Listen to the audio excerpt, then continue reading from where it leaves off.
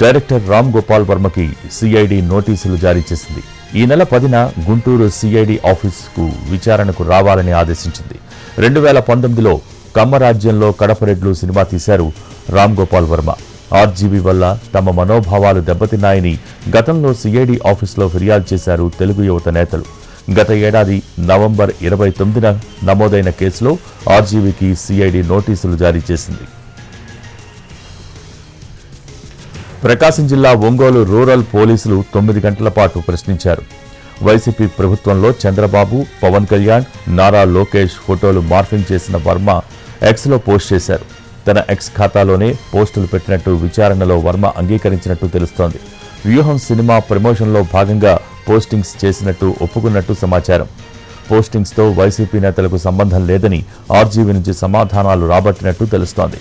Fibre net నుంచి 2 కోట్లు ఆర్జీవీకి కేటాయించడంపై ప్రశ్నలు సంధించినట్టు తెలుస్తోంది.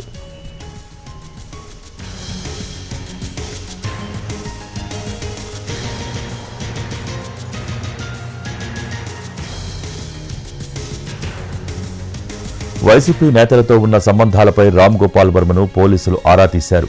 వైసీపీ నాయకులతో వ్యక్తిగత పరిచయాలు మాత్రమే ఉన్నాయని ఆర్జీవీ సమాధానమిచ్చినట్టు సమాచారం.